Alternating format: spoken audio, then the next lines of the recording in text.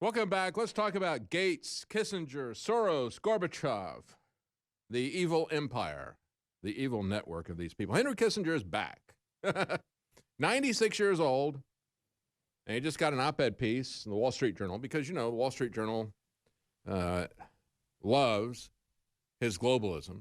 The Wall Street Journal, where Peggy Noonan was saying, if you're not panicking right now, you don't understand. Panic. Panic is a good thing. You got to panic right now. No, it's not.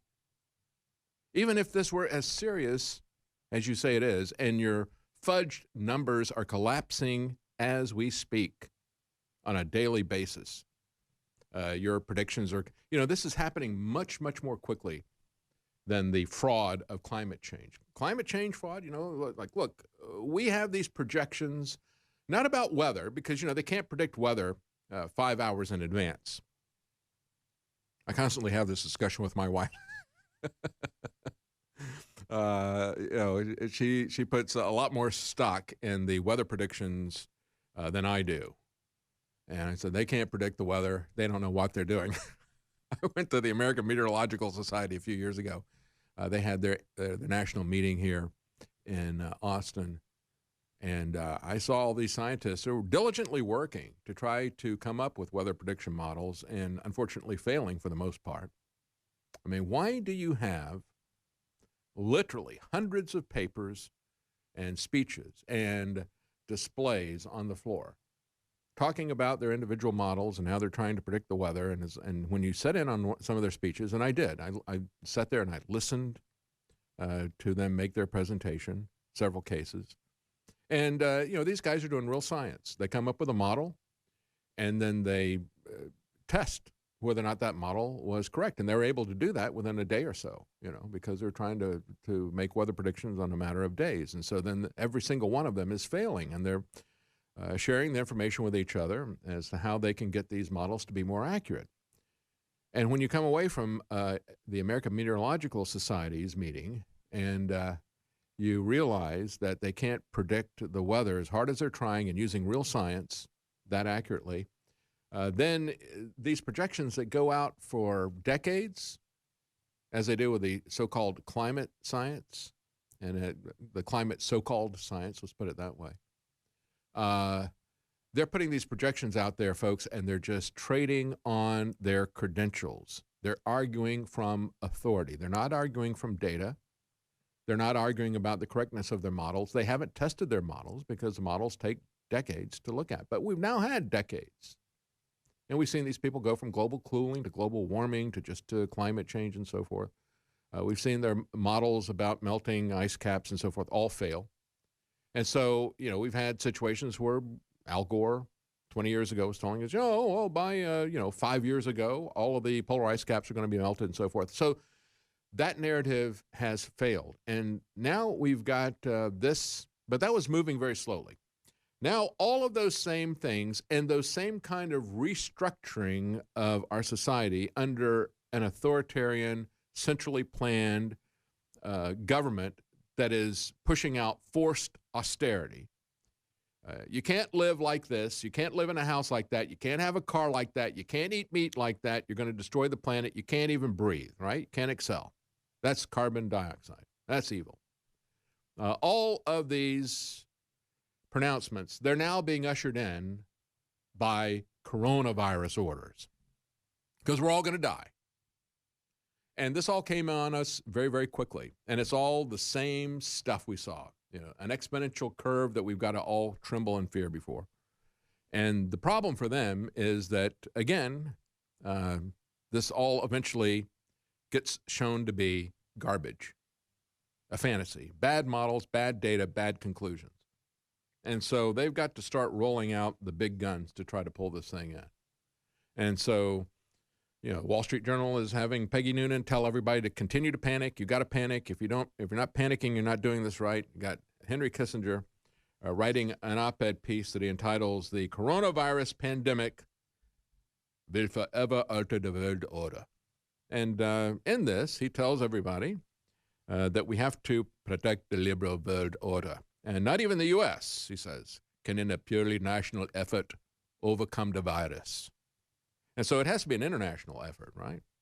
That's the conclusion. It calls this is a call for globalism, and we should react exactly the same way that China did. We should do exactly what China did.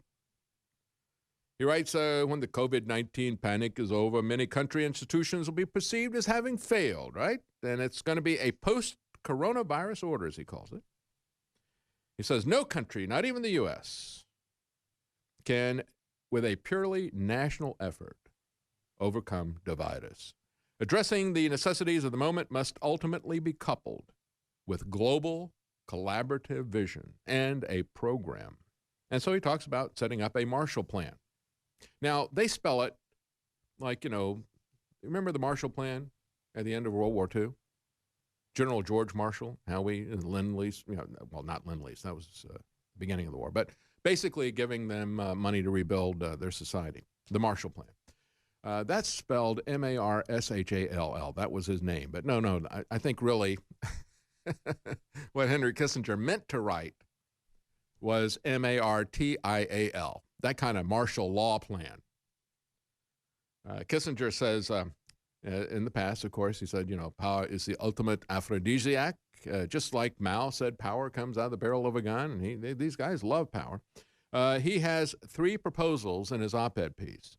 First of all, it's health, right?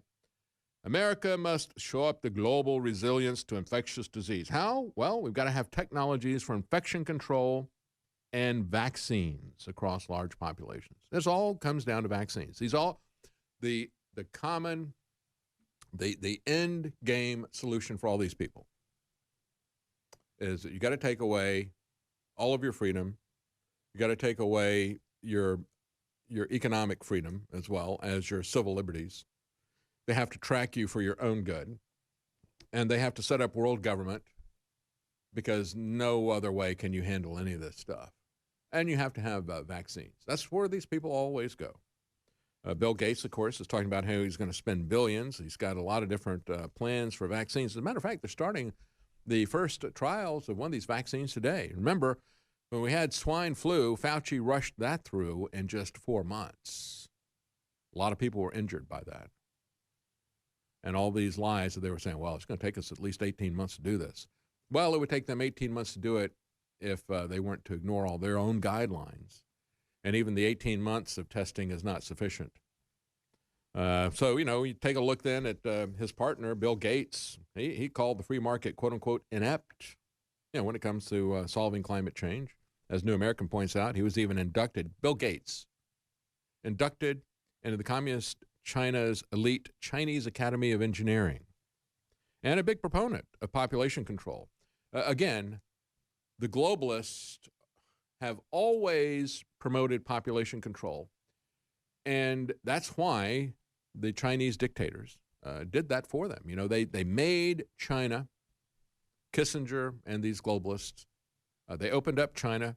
They allowed China to use slave labor. They allowed them to pirate intellectual property. They allowed them to manipulate their currency.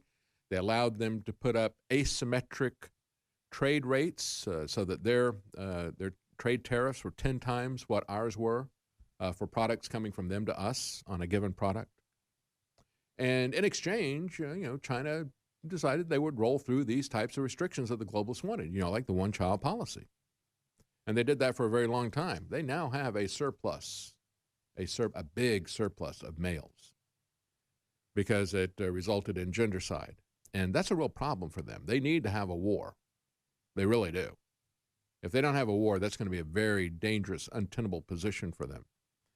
And so, when we look at this, we'll have more about the proposals from Gorbachov, from Soros, from Kissinger, from Gates, the usual suspects.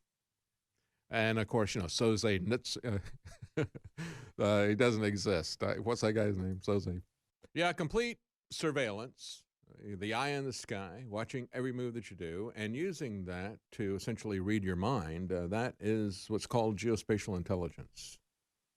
If they can be the eye in the sky, if they can have what Uber calls the God view, they go back and they look at where all their Uber vehicles are by tracking the apps and so forth. And and they can see everything everywhere all at once. They call that the God view. And that's really what all of this tracking software that is being put in there is about. But, of course, Bill Gates takes it to a very, very personal level with the vaccine/tattoo, all in one, that he got the people at MIT to develop for him. And, when we look at the various steps that were outlined by Henry Kissinger before we move on to what's going on with the vaccines, again, Henry Kissinger, the first thing we have to do is we have to set up a global program to do vaccines across large populations globally. They need a global vaccine. They need a global government. They need a global military, and on and on. They were pushing all of this and getting you used to that under the climate change regime. But, of course, that was a BS narrative, and everybody could smell it. People are now, however, buying into all the different aspects of that because they truly are frightened and panicked. And that's exactly what Wall Street Journal and the mainstream media want to do to you. Again, crew reminded me it was Kaiser Soze from the usual suspects. But our usual suspects here, Henry Kissinger, Bill Gates, Mikhail Gorbachov, George Soros, all these people. Usual suspects and close friends with Fauci. He just seems to turn up all these different places, like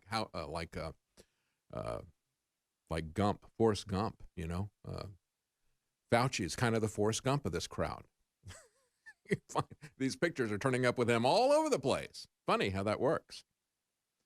Step 2, of course, is going to be throwing big wads of cash at the big businesses and big bankers like they did in 2008, that kind of corruption.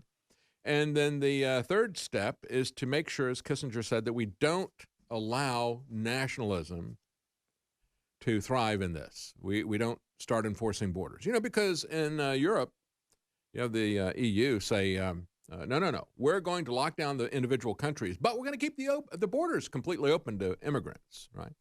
So you got to make sure you do that. Got to make sure that you can sell that doublethink to people. Yes, you've got to shut down everything within your country, but you don't need to shut down your borders. People can just flow in here. Because, if they're coming from another area, they're just fine. Unless that other area is somewhere already in Europe.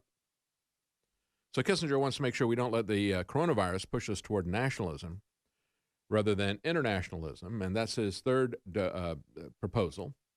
He says the pandemic has prompted an anachronism, a revival of the walled city in an age when prosperity depends on global trade and movement of people.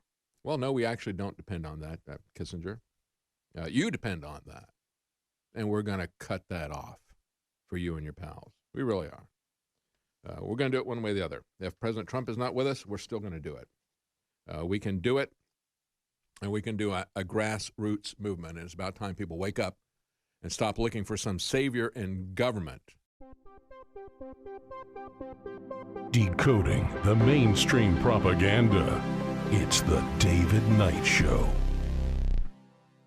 This ad will only run for a couple days because it's about to sell out. I noticed, hey, we had a lot of Prostagard. People love it. We've got a lot of it. Why is it suddenly almost sold out? And I went, oh my gosh, it's an incredible formula, not just for the prostate, the saw palmetto that's on record for helping that. It's got everything, vitamin D, a big dose of that, a big dose of zinc, a big dose of selenium, copper, chromium, and a bunch of other stuff. This is the perfect formula for what's going on right now. And it's about to sell out at InfoWarsStore.com, and I want you to have it so that after all this craziness passes, it becomes a normal regimen in your life, because this is something, in my view, you need every day. Get it right now, Prostagard at InfoWarsStore.com, and whatever you do, please warn others that Mother Nature has given us a lot of things that really help boost our overall health and wellness.